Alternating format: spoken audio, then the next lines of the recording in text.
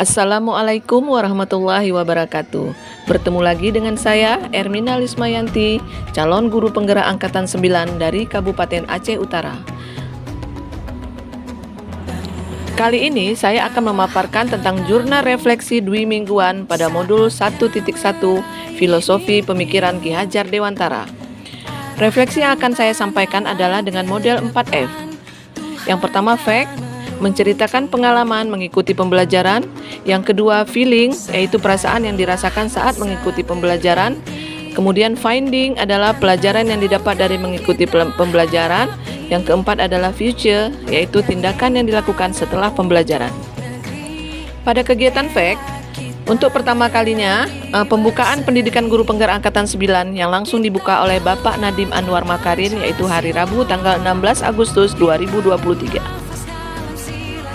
Dalam kegiatan FAQ ini yang kita lakukan adalah sosialisasi guru penggerak, yang kedua pembekalan guru penggerak, yang ketiga mulai dari diri, yang keempat eksplorasi konsep, yang kelima ruang kolaborasi, 6 lokakarya orientasi, yang ketujuh elaborasi pemahaman, dan yang kedelapan adalah aksi nyata.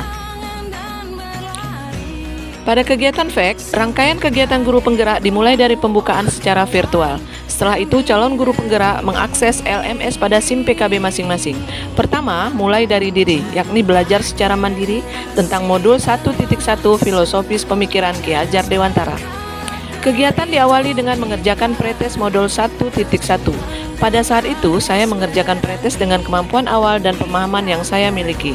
Saya sedikit kesulitan dalam mengerjakan soal pretest tersebut.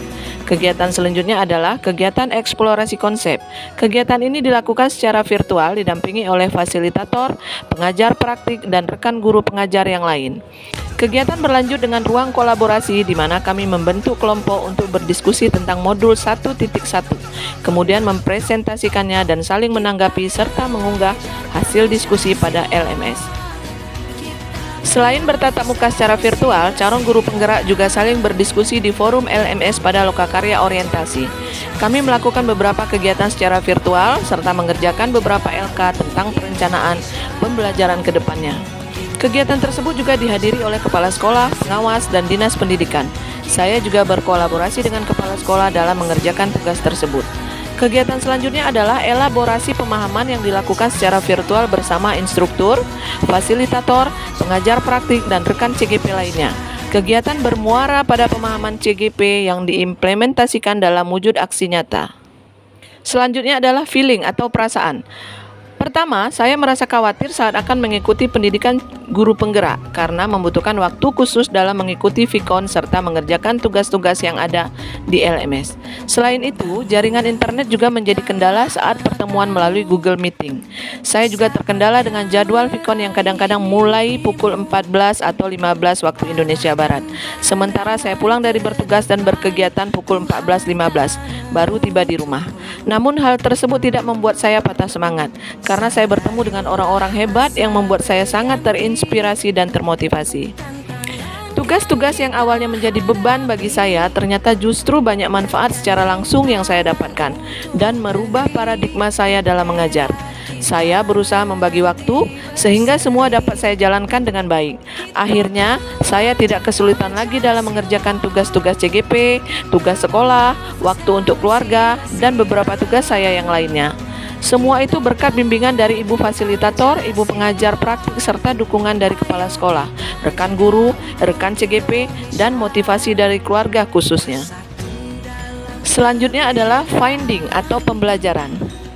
Dalam hal ini, banyak pembelajaran yang saya dapatkan dalam pendidikan guru penggerak ini, mulai dari akses LMS, diskusi secara virtual, maupun tugas yang dibuat secara merdeka sehingga dapat diakses secara mandiri dan memudahkan CGP dalam mengikuti alurnya. Mengikuti program pendidikan guru penggerak ini membuat mindset saya lebih terbuka dan menyadari pembelajaran yang seharusnya dilaksanakan di kelas. Semua ilmu tentang filosofi pemikiran Ki Hajar Dewantara dapat saya pelajari, pahami, refleksikan, dan kemudian saya terapkan dalam aksi nyata.